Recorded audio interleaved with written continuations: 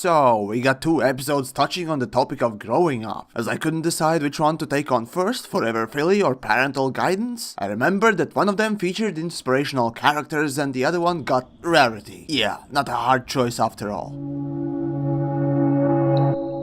Now, as we open up, the ass is ready to launch their compadre into orbit to further equestrian knowledge of space and space travel. Well, if they succeed, we might soon see elite ponies flying dangerously. Yeah, I miss my Python. But anyways, the setup that Scoot gives us is very vague. See, we get told that she needs to go to Cloudsdale to finish her report, but what exactly she must do there, no one knows. And I guess writers forgot. Yay! So let's just slam this horse into the plot like a car slams into a deer in the middle of the road. What, too dark? Well, deal with it, you pansy. Deers die, ponies die, and I seriously hope alicorns die too. Nonetheless, as crazy coincidences go, our flightless Pegasus gets launched straight into the plot with such force, I think only Cadence knows how it feels. Get it?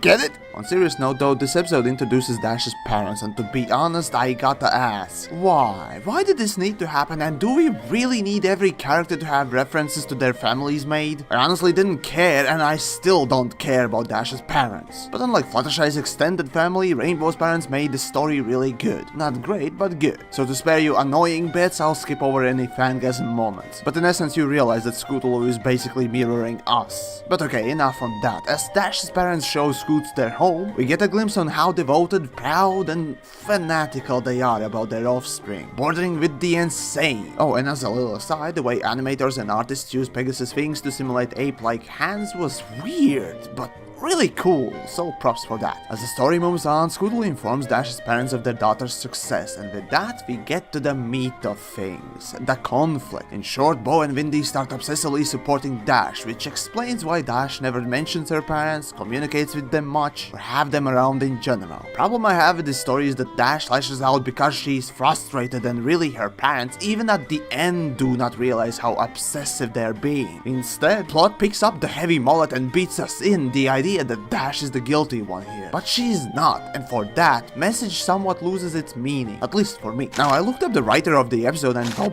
fuck me, the guy worked on both Avatar series, and for that alone you got my admiration. But really here, someone's gone too far. First of all, great job yelling at us, sweetie. No one can make their parents feel more worthless than you. Your words were direct, clear, and so painful. Is there nothing you can't do? This moment oddly was tugging that one last heartstring I still have, and tugging hard. Also, I understand that this is meant to be said with no sarcasm, but I just can't but to feel the sarcastic tone. I guess I'm just too far gone, and now everything I hear I interpret as something with additional ulterior motive.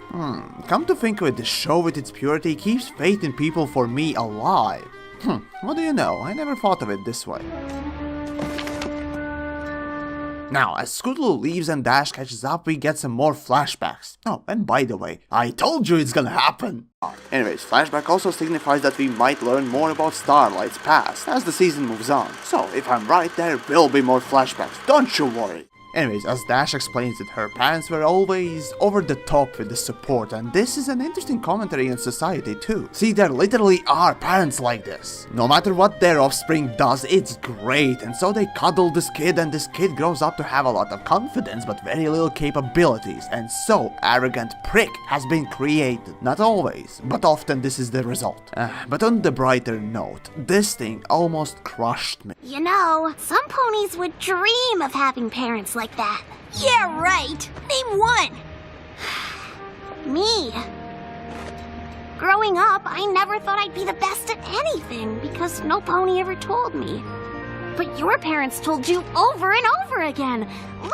I've been a fan of Scoot since the beginning, and this moment when she's actually extremely thoughtful only adds to the list of things I love about the character. Even though in the beginning of the episode she was, well, you know. But speaking of the scrapbook, this has to be the laziest plot device in the show. Yes, it even surpasses the table map. First, how did you get those pictures of all the events? And why did we need so many callbacks to the past events? Seriously, it just all feels very lazy. Unless this was done to reestablish establish those events for new viewers who have not seen past episodes. If that's the case, then, well, it's still very lazy. Come on, where's the subtlety? Also, whatever happened to the show don't tell or less is more principles? Okay, yeah, again I'm nitpicking, but how can I not? In the end, Ash apologizes, yet Bo and Windy still don't understand their mistake, which as said does lessen the lesson, if you will. As the last thing, after giving her presentation, Scoots gets a B mark, and for that you call her the best? Seriously? That's